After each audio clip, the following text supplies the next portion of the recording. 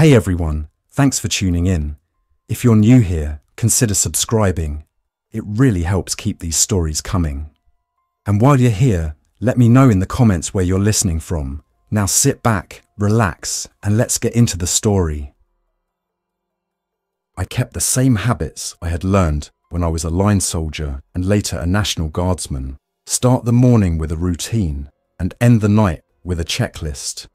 That structure was what kept me steady when the world around the mountain started to fall apart. The cabin sat on a shoulder of the Selkirk Range in northern Idaho, 3 miles off a decommissioned Forest Service spur road that used to be signed as 2707 before they pulled the posts and threw slash across the entry.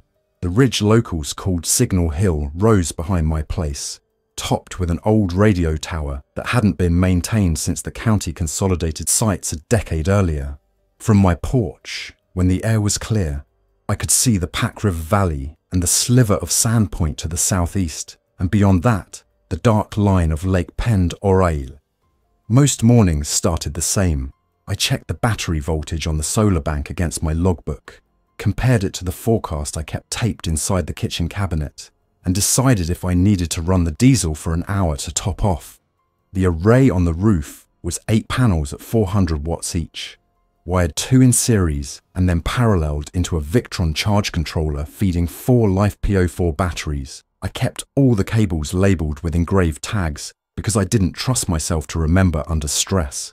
I would open the breaker for the array, dust the panels with a telescoping brush if there was pollen or ash, check the set screws on the bus bars, and then close the breaker again. The little system gave me enough to run lights, the radio equipment, the well pump for short draws, and a small freezer that I had modified with an external thermostat to act like a very cold fridge. If I needed more, the generator would cover it. I tracked generator hours religiously, and I knew exactly how many gallons each run session cost. Water came from a spring uphill and from a rain catch system that fed 2 white 275-gallon IBC totes set low on a timber crib behind the cabin. The spring line had 2 shutoffs and a bypass, and the rain system had a first flush diverter that I had to clean after heavy pine pollen. I never drank anything before it went through a ceramic gravity filter. I replaced those candles on a schedule and never pushed them to the limits of their capacity. Food was a mix of freeze-dried staples, my own canned venison and beans, and store-bought dry goods sealed with oxygen absorbers. I didn't call it prepping. It was just my life after leaving uniform. A quiet life, repairing old radios and doing part-time timber stand work for a neighbour. It felt sensible instead of paranoid, at least until the spring when the news from the cities changed tone. At first, reports from Spokane sounded like a spike of emergency room cases and staffing shortages. Then they started using the phrase neurological infection to describe what responders were seeing. The video clips were short and shaky, people stumbling, people disoriented, sirens, emergency tape flapping in parking lots. Anybody who has done real work at the edge of chaos recognizes the sound of systems losing control. I stopped going into town except for fuel. Trucks stopped delivering fuel 2 weeks later. The last run I made was to a co-op station that still had a gravity feed. I rotated drums and filled the last 4 with diesel treated for storage. When I got home, I pulled the truck into the shed, disconnected the battery, put it on a maintainer, and blocked the tyres. I used the quad from then on, and even that stayed under cover. The ranger station in Priest Lake went quiet next. I would call every morning on the old frequencies and listen to nothing but noise. The county emergency net crackled with fragmented traffic, then fell to static. I screwed 1/2-inch plywood inside the window frames, added interior bars I had fabricated from bed frame steel, and rechecked the hasps on the cellar door. I mounted 2 more floodlights facing the approach road and tested them at dusk. My mindset stayed the same. Hope for calm, plan for collapse. The plan said that the cabin was the safest place I could be, and if the plan had holes, I would find them and fix them. I kept scanning the bands during the day, working my way from NOAA weather to aviation to amateur. The refurbished Yaesu FT800 for 91 on the desk performed like new. I checked 146.520 simplex every hour.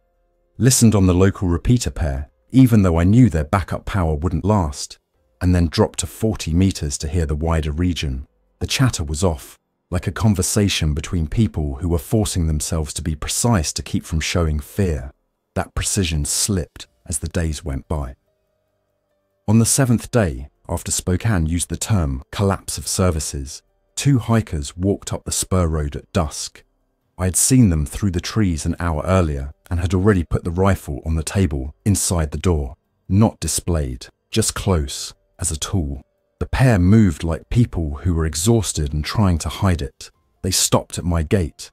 I had replaced the farm gate there with steel angles stacked and bolted like a grill, and I had fabricated a slide latch that dropped into a receiver buried in concrete. I stepped out onto the porch with my hands visible. They asked for water and said they were heading to a friend's cabin near Bonner's Ferry. Their eyes tracked the floodlights and the wire. I told them kindly that I couldn't invite anyone past the gate, but I would leave water and food at the end of the road if they waited. They said thank you, both of them coughing, and they sat down on the ditch bank like their legs had nothing left. I carried out 2 jugs of water, a box of protein bars, and a basic first aid kit. I set them on the gravel. I kept my steps measured and my hands where they could see them. They said they understood. I wished them luck. When I walked back to the porch, the floodlights clicked on because one of them stood to take a step toward me. I held up a hand. He stopped. They moved off after dark, and I watched their headlamps bob into the timber until they were gone.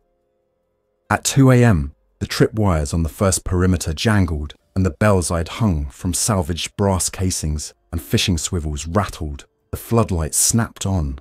There, in the harsh light, stood the same pair, but the way they stood was wrong. Their heads were turned too far to the side, their shoulders slumped like their muscles didn't know how to carry their weight, and their eyes reflected back as dull shapes instead of the hot pinpoints of a living glare. I said their names. They didn't answer. They took uncoordinated steps toward the gate, slow and persistent. They didn't respond to warnings. I realized what the news language had been trying not to say. Whatever this was, it did not look like an illness that kept people alive. It looked like something that took people away and then made their bodies continue to move. I didn't let that thought wander any farther. I did what I had trained to do a long time ago, with a different risk in mind. I kept distance, I kept cover, and I ended the immediate threat safely and cleanly. I did not describe it to myself any other way. When the area was secure, I used the shovel and the digging bar and put in a trench, because it was my responsibility to make sure there was no contamination near the house. I burned clothing at a distance, not out of anger, but because the infection appeared to be present in bodily fluids and on fabric. I kept the wind in my favor. I wore gloves and a mask. I worked until dawn. I wrote it all down in the log with clear times because clear times keep your mind from rewriting events later. The next morning, I heard a jet pass high and fast. The sky was crystal blue, late spring Idaho air, and the engines sounded military, not commercial. The aircraft didn't orbit. It just crossed the valley at altitude and kept going. Moments later, I saw 3 long drop trails in the south. Not the bright magnesium blocks I had trained with years ago, but steady, glowing streaks that pulled air toward them. It looked like illumination, the kind you use when you want everyone under it to move. I couldn't tell you if it came from an airplane or a different platform, but it was intentional, and it spoke in a language that meant, "Go here now." There was no follow-up. The sky went silent again. After that, I worked every hour that I wasn't sleeping. I drilled additional anchor points and bolted steel grates to the inside of the window frames. I put 2 more deadbolts on the cellar side of the door, not because the door was weak, but because a second and third lock buy you time when you need it. I strung barbed wire around the fuel shed, tight at shin height, where a person moving without watching their step would tangle in it. I set mechanical alarms with fishing lines strung through eye screws, each line pulling the pin on a small device I made by gluing 2 spent casings end to end with a few bearings in between. When the line tugged, the casings clacked and you could hear it even in the wind. The place looked like a work site when I was done. Organized, purpose-built, defensive because defense is part of maintenance. On the second day after the jet, I hiked up to the radio tower on Signal Hill with a tool bag and a handheld transceiver. The tower legs had yellow lichens on them, and the guy wires hummed in the wind, but the structure was straight. The old equipment shack's door was padlocked.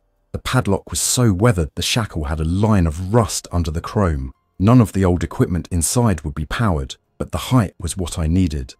I mounted a dual-band antenna on the tower just below the midpoint, ran fresh coax down the leg, and secured it with stainless clamps every meter so it wouldn't slap in the wind.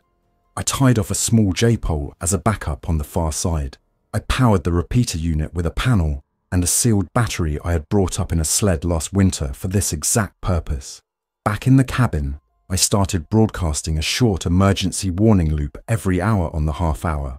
Identify, the location radius without exact coordinates. A simple message that this ridge was not a free clinic or food bank, and clear instructions that anyone seeking shelter would need to announce themselves on approach, comply with quarantine procedures, and understand that the gates stayed closed until trust was built. A week later, voices answered. The new signals came from the south, tight and controlled like people who were taught to keep their words short. They said they were at a ranger lookout 5 miles away, on a spur near the Roman nose trails. They had an injured man, limited food, and no way down through the valley without going through populated areas. I asked how many. They said 4. I asked for ages, 2 adults, 1 teenager, 1 older adult. I asked how long they had been intact, 3 days. I asked if anyone had been exposed to bodily fluids from an infected person. They said no. I asked the injured man's issue. They said a laceration to the calf from a fall in scree, cleaned but not sutured, bandages changed once. They had iodine and water. I asked them to hold on the frequency while I considered. Every part of my plan had said the risk at the gate is the risk you can't control. Every part of my training had also said you don't ignore a distress call if you can meet it without breaking yourself. I thought about the time of day, the wind, the road surface, the slope, the fact that my place sat at the top of a funnel that outside eyes would see as a goal. I drew a pencil map on a whiteboard and traced routes. I told the group on the lookout to conserve battery. I told them I would come at first light the next day and requested that they put bright fabric on the north side of the lookout so I could confirm with optics from my ridge. They said they would. I ended the transmission and set the handheld to scan. Then I started packing. I didn't bring the truck. The truck was loud and heavy and needed fuel I wanted to save.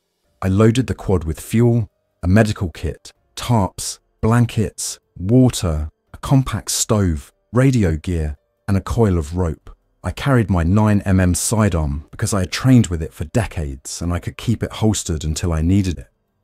I brought the lever action point 30 in a scabbard because on this terrain, with these distances, it was the logical choice if I needed to send a clear message at medium range.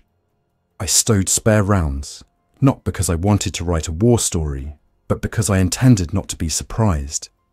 I added a handsaw, bolt cutters, and satellite imagery printed last year and annotated with my routes. At dawn, the sky was clean and pink over the ridge. I hiked to the tower and raised the binoculars. On the south lookout, a bright orange jacket flapped from the railing. I could see movement, controlled and not frantic. I descended to the quad, strapped the binoculars to the rack, and took the spur road down, standing on the pegs as the gravel turned to dirt and the dirt turned to ruts. The forest here is heavy with fir and cedar, and in the dips the ground holds water even in late spring. I steered around a downed tree and then stopped because there were prints in the mud, not animal. The stride was wrong, and the heel impressions shallow, like someone had shuffled through. I waited and listened. Engine off, helmet off. The only sounds were a raven and the constant high sibilant noise of wind in needles. I restarted and continued, slower, scanning the sides. Halfway there, I met the first sign of how the forest was changing. A small cluster of people moved in the trees, spaced irregularly, oriented towards sound instead of path. When the quad engine noise carried, they turned their heads and stepped toward it. Not fast, not purposeful in a human way, just relentless. I pivoted and gave them distance. You don't solve a problem by thinking it's something else. The mission was to reach the lookout and to return with 4 people who could help defend my place through a quarantine period. I took a logging spur that climbed the ridge higher than I needed to, then traversed a cut where slash made the footing slow for anything on 2 feet. I could hear the faint rattle of something moving through the brush below. I didn't play games with them. I outpaced them and reached the trail to the lookout. The lookout itself has a foundation of concrete piers and a narrow stair to a small square cabin on top, glass on all sides. I parked under the tower and announced myself. A woman in her 30s stepped out, hair tied back under a knit cap, eyes clear and direct. She had a hiking staff and a pistol on a belt she wasn't comfortable wearing yet. Behind her, a teenager appeared, with a backpack too big for her shoulders. The older adult sat on a chair inside with his leg elevated, and a man in his 40s steadied him with a hand on his shoulder. I asked for names. The woman said she was Tessa Reed, a schoolteacher from Sandpoint. The man was her brother, Caleb Reed, a mechanic who had been out checking a customer's hunting camp when the roads closed. The older adult was a retired deputy named Oscar Hale. The teenager was Lily, Tessa's student, who had been on a day hike with a youth group when everything fell apart and had followed Tessa like a shadow since. I asked to see the wound. They had kept it clean as best they could, wrapped with gauze and tape. The edges were not inflamed, which was the first good sign I had seen in days. I asked them if anyone had encountered an infected person at contact distance. They said no. I asked if any of them had a fever. They said no. I asked them to humour me with a protocol. I laid out my plan. We would move as a group. No one would touch anyone else. Masks on at all times in shared space. And if I said to stop, everyone would freeze and wait for instructions. The cabin on my ridge had an outbuilding that could serve as a quarantine space for 72 hours minimum, more if we needed it. They agreed. We distributed water and checked Lily's pack for weight. I took some of it to the quad. We moved. The route back was slower. The infected in the woods weren't hunting like animals. They were drifting towards sound and motion. That meant moving became a careful math problem. We made sound only when we had to, and when we did, we stopped making sound again as soon as possible. Twice we waited behind a truck-sized cedar for a trio to shuffle across the trail in front of us. They turned their heads like they heard the shallow scrape of Lily's boot. And I placed my hand on her shoulder through my glove, and she froze. The infected moved on. When we reached the cut, we traversed the same slash line that had saved me on the way out. It was tiring to step over and through, but it slowed anything that didn't lift its feet. At the quad, I handed out EarPro because the engine would echo under the trees, and I didn't need anyone to panic. We rode in single file. Lily between Tessa and me, Caleb anchoring the rear on foot with a hand on the quad rack if he needed to, and Oscar sitting stiff with his legs straight.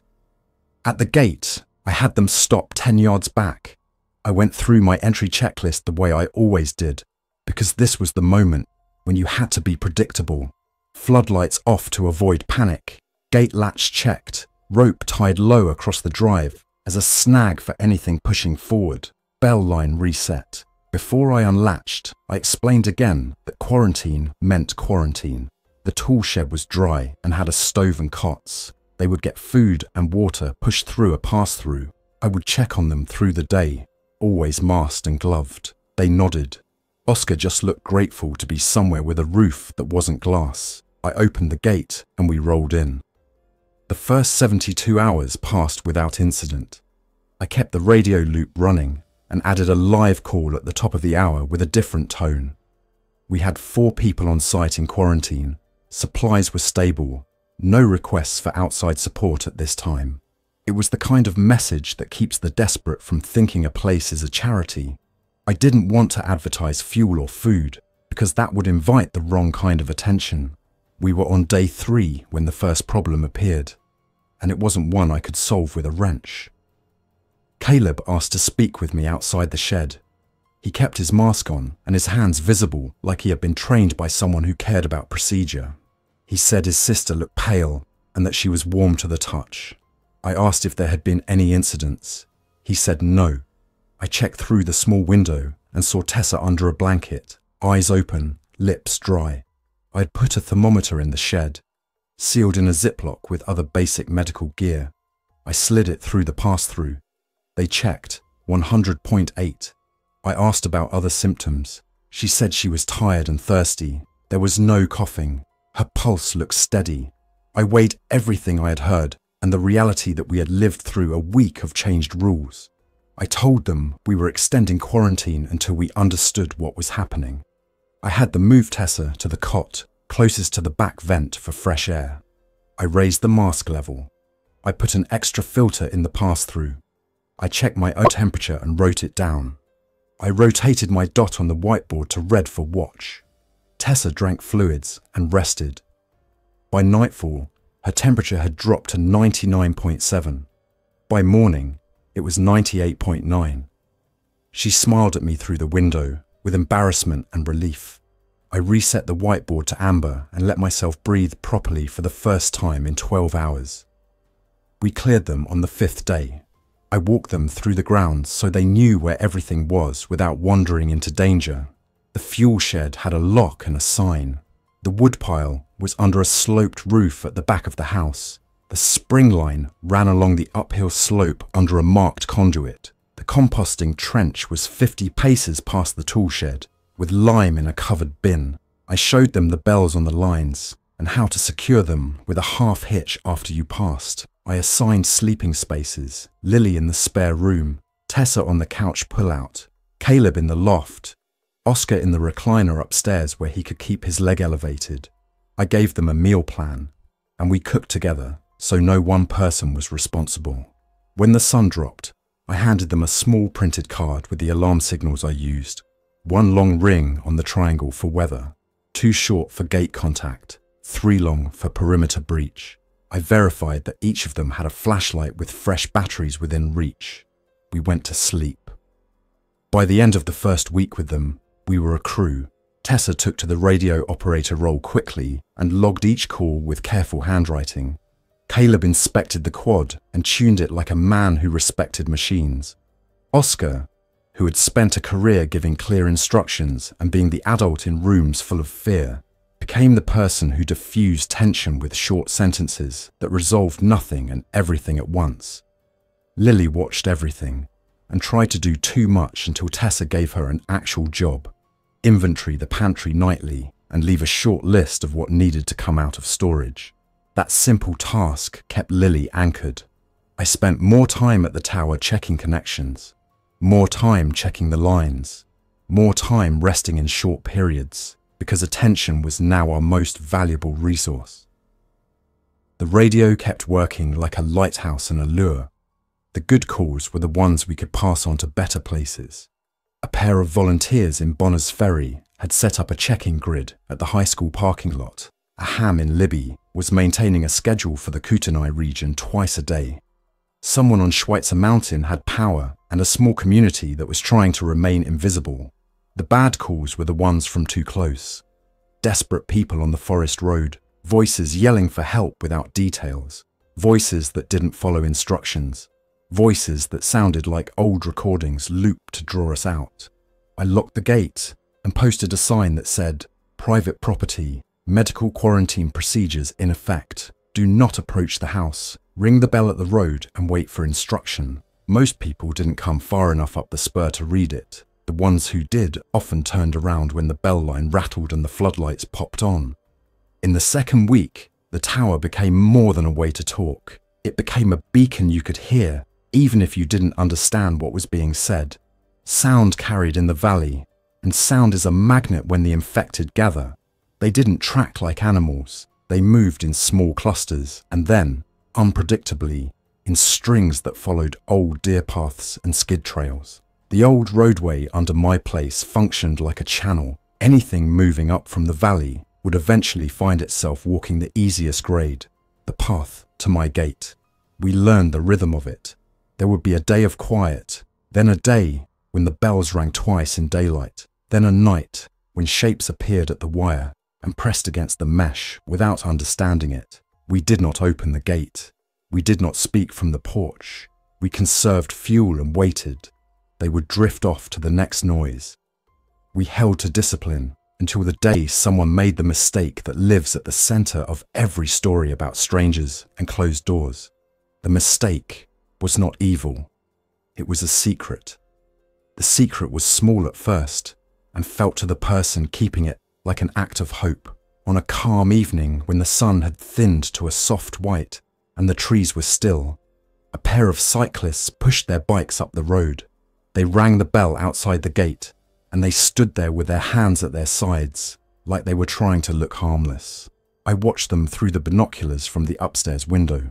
They were young, mid-20s, both with the narrow bodies of people who burn calories as a sport.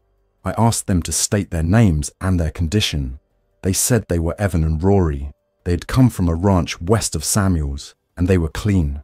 I told them we could provide water and a meal, but not entry without quarantine. One of them nodded. The other shifted like he wanted to argue. Oscar took a seat on the porch with his leg propped and listened. Caleb stood by the gate with the lever action on his shoulder, barrel down, muzzle away from anyone. Tessa packed 2 containers with stew and cornbread and slid them into the pass-through box at the end of the drive. We were kind and we were firm. They ate. They asked to sleep near the road. I said yes. At the pull-out 200 yards down, but not inside the fence. They rolled their bikes away, and I logged the time. It should have ended there. After midnight, I woke to an engine noise like a small truck trying to climb in too high a gear. I checked the window and saw headlights bouncing off the trees. The vehicle pushed through the slash at the old road approach and then stopped 20 yards from the gate. The cyclist stood in the beam and waved. A third person stepped out of the truck. He held his arms stiff at his side and wore a jacket zipped to his neck, even though the night was mild. He tried to speak and produced only a harsh sound like someone with a dry throat. The cyclist turned toward him, said something I couldn't hear, and took a step in his direction. I rang the triangle. Too short. Caleb glided to the gate and checked the latch. Tessa brought the handheld radio to the porch rail. I spoke clearly. I told the cyclist to back away from the vehicle and leave the area. One of them said everything was fine, that this was their friend, that he had taken a fall earlier and was just stiff. The man in the jacket lifted his head toward the sound of my voice, and his jaw worked slowly like he was chewing nothing. I've seen people in shock. This was not shock. This was the absence of the person. The infected don't rush. They just insist. He moved forward. The cyclists, committed to their explanation, stepped with him. The floodlights went to full brightness and the bells sang when the third's boot hit the line. I kept my voice level and said the same words a second time. They still didn't back away. We didn't open the gate. We didn't play savior. We didn't raise our voices. We followed the plan that keeps the people inside safe. The 3 figures in the driveway moved in slow confusion. I gave them a direction. Walk back to the truck. Get in. Drive down the hill now. One cyclist obeyed.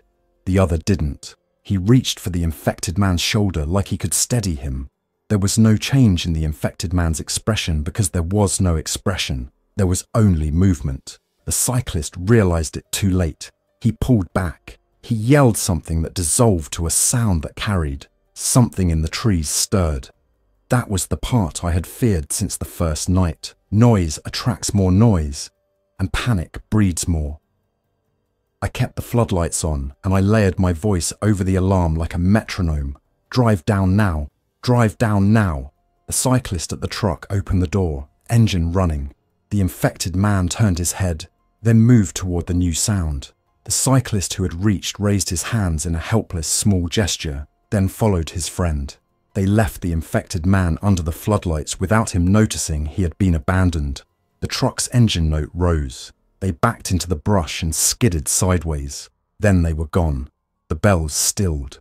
The night settled with a thin line of tension like wire under strain. I stood there for a long minute and counted breaths. The infected man at the gate swayed. I made a decision, not because I wanted to, but because leaving him at the gate would invite a worse convergence. Again, I kept distance. Again, I did the safe, clean thing. I didn't allow the details of it to rewrite themselves into theatre. I went back inside and sat down and recorded times and actions in the log. The next morning, the world was the same size as it had been the day before, and also smaller in the way that happens when you realize the math of your position truly includes everything you didn't want it to include. The radio tower was a lifeline and a curse. It carried our voice to people who needed it, and it carried our voice to things that couldn't understand it, but moved towards it anyway. We adjusted. I shortened the alert loop. I reduced transmission wattage at night. I changed the antenna pattern to favor the north and east instead of the valley. I trained the crew in a quiet drill. A way to move from bunks to designated positions without clatter, flip switches in sequence to cut reflection, and set up passive observation of the gate without the crunch of feet on gravel. It was not dramatic. It was a good routine for people who wanted to live. The calm held for 6 more days. The weather turned. A high-pressure system parked over the panhandle and the wind dropped. The forest became still and bright. When the wind falls away up here, sounds that would be buried on a normal day travel a long distance. That's what brought the next trouble. A group moved up the disused road like a slow river, not in a single mass, not with intention, just drawn. It started at dawn with one figure at the far end of the cutting, then a second and third, then a steady trickle of individuals who had all somehow chosen the same path through the woods. I counted and then lost count, because the important number is not the count, but the rate. If the rate stays low, you can plot time. If it increases, you prepare for a change in state. The rate increased. I called the crew to positions with one quick tap on the triangle that meant watch. We shut the porch door to cut the acoustic. We watched.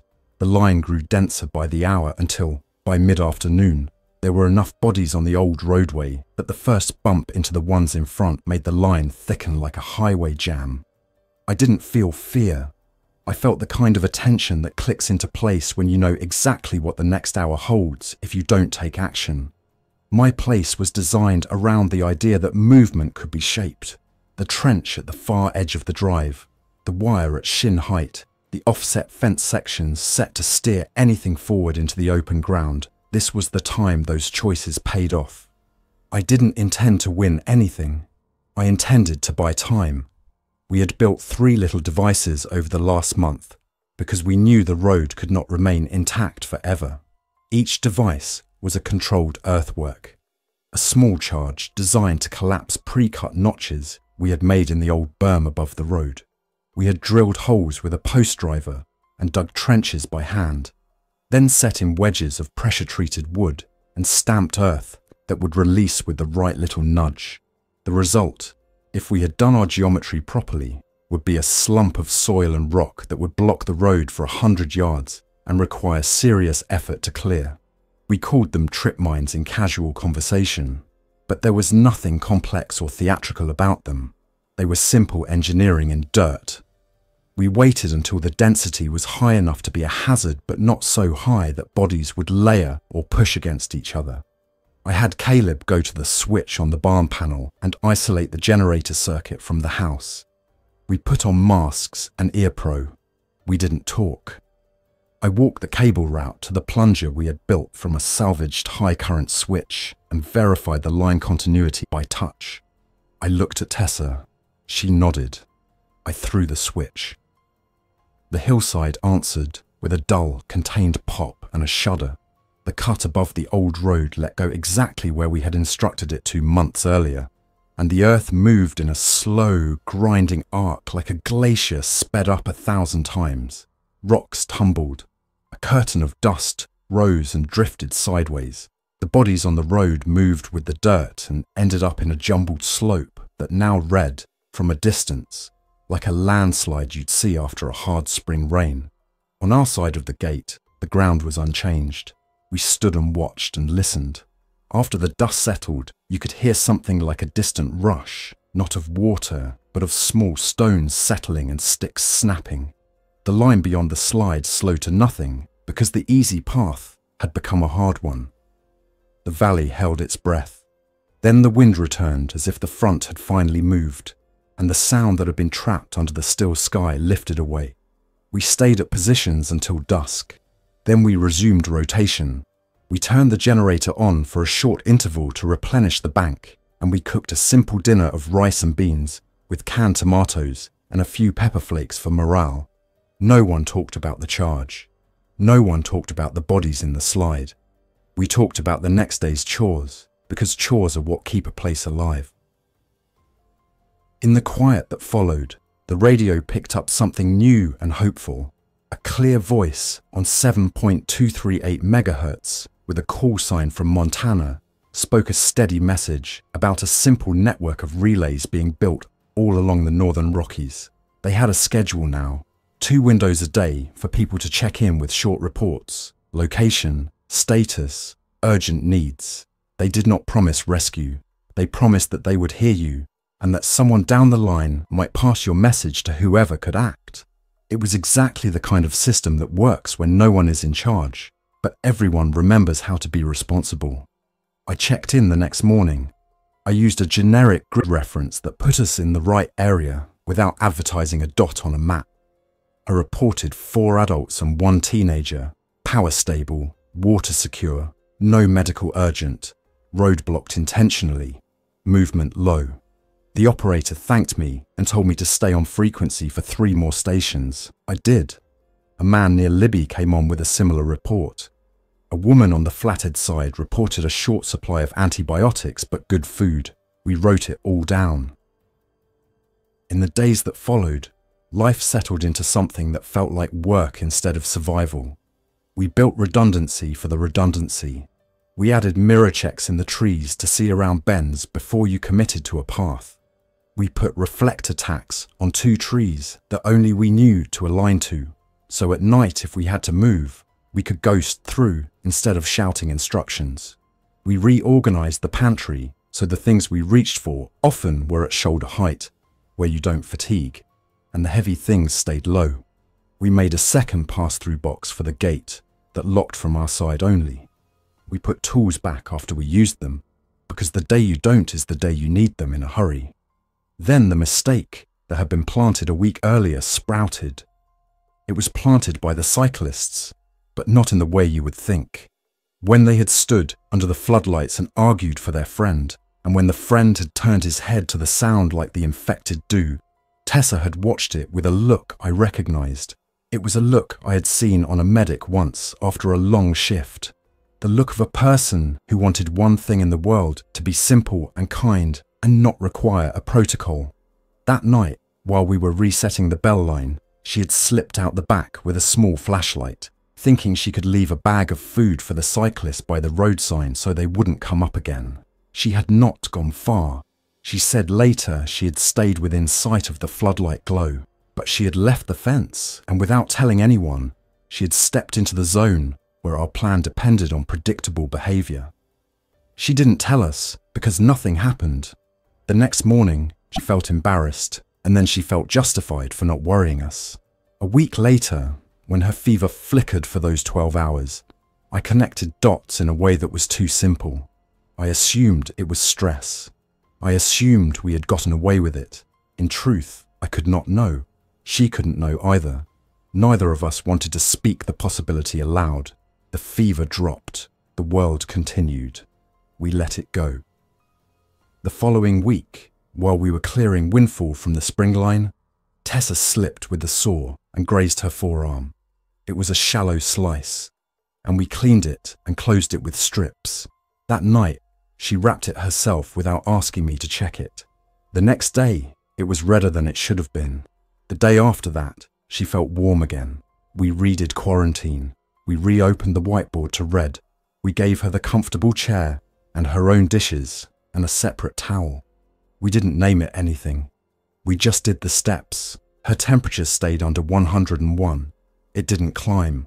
There was no change in her eyes. She laughed, tired but herself. After 48 hours, it dropped back to normal. The wound looked clean.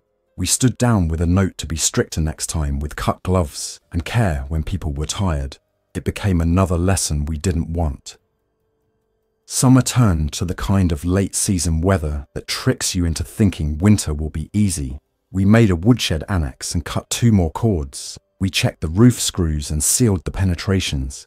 We tuned the generator and replaced the fuel filters at the 50-hour mark, even though the manual said we could go longer.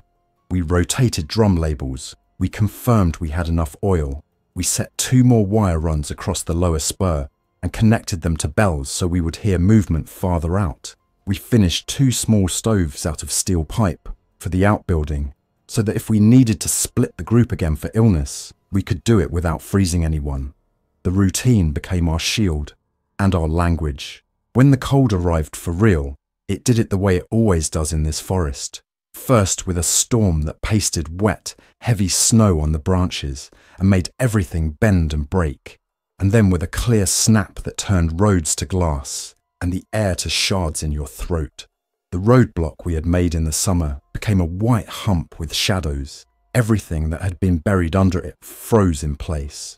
For several days, the infected didn't appear at all, and we heard coyotes for the first time in a month. Then, in the second week of hard cold, we heard something new.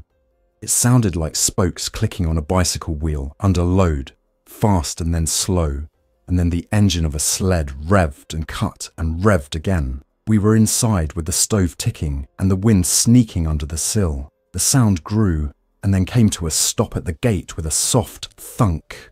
I went to the window. 2 snowmobiles sat in the driveway outside the fence. Their riders wore full helmets with visors, and their jackets were crusted with snow at the seams. They didn't move for a long count. Then one lifted a hand and knocked his glove against his helmet to clear ice. He turned his head. The movement was human. I announced our presence on the bullhorn in a normal voice because that tone carries calm farther than volume. They turned to face me and gave the universal sign for, "We can't hear you, helmet." I asked them to stay put and not remove helmets until I told them to. I went to the pass-through and slid a laminated card with questions and a grease pencil. When they wrote in block letters, names Alex and June, from the south side of Priest Lake, no contact with infected, seeking fuel and a place to rest, I felt the careful hope you feel when facts show up in the order you want them to. We followed the protocol. They accepted it without complaint. They parked their sleds where I indicated and powered them down. We slid hot soup and bread through the pass-through and watched them eat, because people who can eat and drink without trouble are not in immediate crisis. We set them up in the outbuilding for quarantine with a propane heater and a carbon monoxide alarm. We collected their gear with tongs and put it in bins with a dusting of bleach solution. We told them to sleep. They did. In the morning, they woke fresh. We took temperatures. Normal. We extended quarantine 24 more hours because that was the rule. They didn't argue. They told us their story through the window, a small group on the lake's east side, trading wood for canned goods, a quiet month, and then a problem with the generator that meant trips out for supplies. The 2 of them had drawn the route that took them by the old spur. They had heard our voice on the radio 2 weeks earlier. They had followed the signal. They joined our work after we cleared them. Alex had a knack for engines that matched Caleb's. June had the kind of solid outdoor skills that came from guiding and long trips, safe saw work, calm under load, and the habit of tying off every tool on her belt so nothing got lost under snow. They slept in the loft. Lily and June built a system to dry gloves and boots above the stove without scorching them. The cabin smelled like pine and oil, like every shop I'd ever worked in. And for a brief winter month, the place felt like a functioning camp instead of a series of alarms with meals in between. The tower failed then. The failure was not catastrophic, but it mattered. A rime storm coated the antenna and snapped the coax where it bent around the leg. The repeater died when the panel on the tower iced and shaded the battery. We noticed it because at the top of the hour, there was only the hiss of propagation and not our little loop.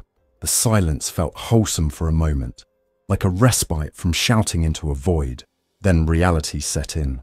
The tower was how we heard what mattered. Without it, we were blind to the next ridge. I told the group I would go up with June and fix it the next clear morning because her climbing was clean and efficient and she could belay me without a fuss. The climb was textbook. We hiked up with axes and spikes and a steel box containing a section of cokes, connectors, tape, and a heater pack. The tower legs were slick, but the rime broke off cleanly when you tapped it from the side. Halfway up, I felt the fatigue that tells you to recheck your choices. I paused, clipped in, and looked down at June, who was anchored and watching. She gave a small wave that meant, "I'm fine." I continued and reached the break. The cokes had snapped at the bend, and the braid was exposed. I cut it clean, slid on a new connector, and kept my gloves on while I tightened because bare skin to metal at that height in that cold is a way to fall. I taped the bend with friction tape and a weather boot. I looked east. The winter sunlight turned the valley into a flat sheet of glare. You could not see movement. You could only see shapes. I climbed down. June slapped my shoulder in a wordless "nice work," and we walked back to the cabin with the kind of fatigue that feels like a filled checkbox instead of a deficit. The radio woke up at the top of the hour with our loop, and then, immediately, a voice came over it like the person had been waiting to hear us before they spoke. The voice was a woman's, unfamiliar, calm.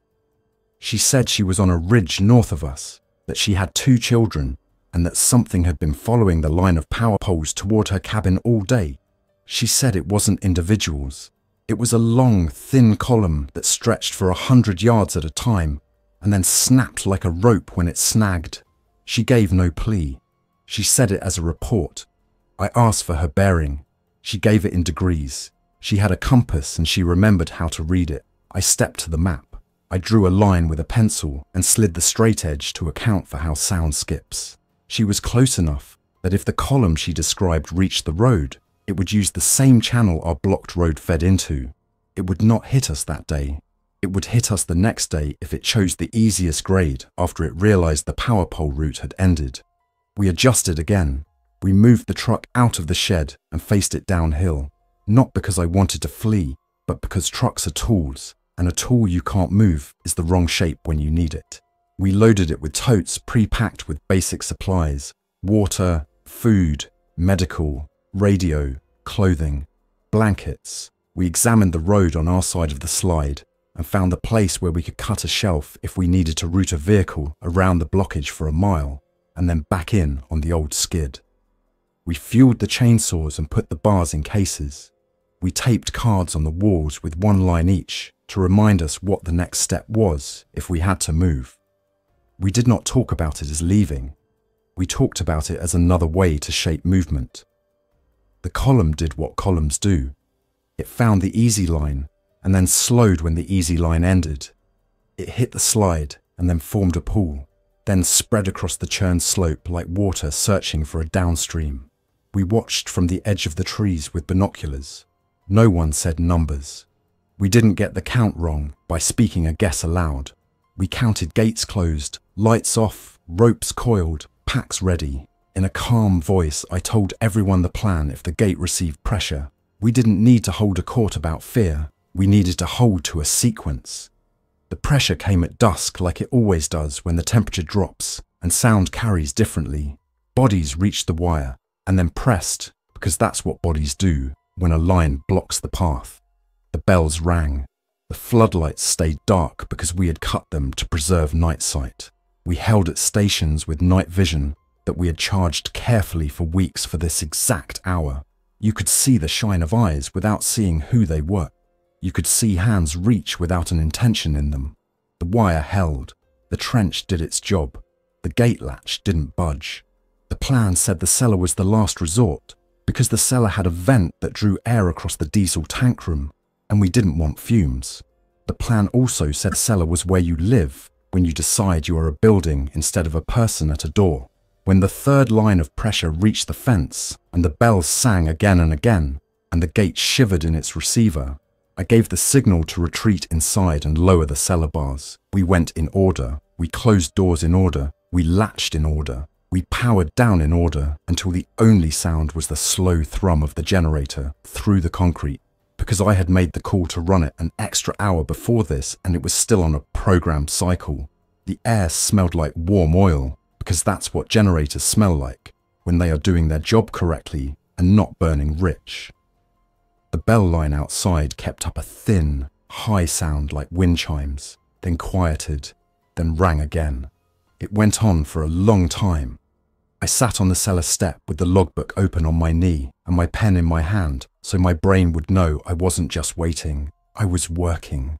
I wrote down the times and the signals and the status checks as Caleb made them by hand on the mechanical gauges we had put on the battery bank and the generator. I noted the temperature in the cellar and the oxygen level we tracked with a little sensor I had installed, because small changes in air mean big changes in decision points.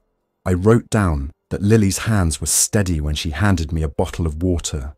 I wrote that Tessa's voice sounded calm because it did. After an hour and 40 minutes, the bell sound thinned. After 2 hours, it stopped. After 2 hours and 15 minutes, we cracked the cellar door to the utility room, and then to the stair, and then to the hall, and then to the kitchen. We moved like a drill team because practice becomes comfort. The porch was quiet. The gate latch had scuff marks but no damage. The wire had one strand pulled loose where a post had shifted, and Alex went right to it with a hammer and chocks and reset it without commentary. We didn't use words like safe. We said stable. We exhaled and closed the door to keep heat in. By morning, a light grey smoke made a low ceiling over the valley. I could not tell you what burned. The slide looked the same, just with soft edges from the night's cold. The tower stood straight with frost on the rails, and my little antenna line glinting like a thin wire snared in glass. I climbed to the second floor and turned on the radio and listened to the net. The woman with the 2 children checked in. She said the column had passed below her ridge without turning up. She said she had not slept, but that it was quiet now. She asked if we were still on the air. I said we were.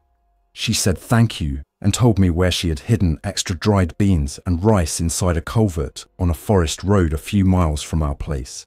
She said she would not need them.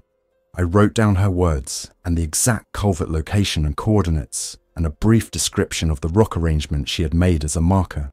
When you have more than you need, you leave it where someone else can find it. She had done that, and now we had the map. We never learned her name. Not all stories close in the way people like, but the day after that, a snow curtain fell over the valley and the world took a breath. We moved back into the ordinary chores. We rebuilt one of the bell devices and replaced line that had frayed in the cold. We flushed the ceramic filters and reset the clock on the freezer thermostat when a blip had knocked it out of its preferred swing. I played the loop at the top of the hour and listened as the net stitched a small part of the region together with sentences that told the truth without embellishment. The gate stayed closed, the fence stayed wired, the people inside learned to sleep again. I could end the story there because the cabin survived and the ridge stayed ours and the systems held. But stories that are useful don't end at the first plateau. They continue into the long work that makes a place more than a temporary camp. Before the outbreak, I had thought of Signal Hill as a private project that kept my hands busy and my mind quiet. After the slide and the cellar night, Signal Hill became a small, functioning node that owed the next ridge honest contact. We kept broadcasting, not promises, but data, weather, road status, hiker warnings, our schedule for water runs so people didn't mistake us for a rescue party. We kept our rules because rules are not cages. They are rails you hold when the floor tilts. In late winter, when the days were longer but the snow still held ground, we used the coordinates the woman had given us. We went in daylight in a small team, with the map card tucked into a sleeve pocket. The culvert lay under a shallow rise where the old road had slumped. A pyramid of rocks sat 30 feet uphill with a stick leaning against it, in a way that would make sense to anyone who had ever marked a trail for a friend. We dug where the melted pocket suggested someone had disturbed snow earlier in the season. Under 18 inches of packed snow and leaf mold, we found a sealed container and, inside, bags of rice and beans and a folded note that only said, for whoever still stands. We took half and reburied the other half with a fresh note of our own. Still standing, northwest of you. If you read this, leave something of equal weight. It wasn't charity, it was balance. Spring came back to the ridge with a soft drip from the gutters and the sound of robins returning. We cleaned the chimney, patched the cellophane over the small window cracks the cold had widened, and resealed the door threshold. We thinned small trees near the house, so fire season would find less to climb if it came hard. We moved the radio schedule to match summer daylight. We planted seeds in 2 raised beds Alex and June built from old timbers and welded corners. We didn't fool ourselves into thinking the region had healed. We made a place where the people inside the fence could sleep, and the people outside could hear a voice that kept them from walking blind. I still start and end every day with the same ritual. I mark battery voltage, generator hours, fuel levels, water levels, air temp, and radio check-ins in the log. The log has no poetry in it and no speeches. It has times and values and names, and the fact that the gate remained closed during the night and reopened at 9 a.m. for controlled work inside the perimeter. Some days there is a note like moose on the lower road or saw marks on the old culvert that begins a new small investigation. Some days it is only a column of numbers. There are new names in the book now. Sometimes they are people who pass along on the high trail that we've taught a few to use, the route that doesn't intersect our spur and lets them travel north without sending sound into the valley.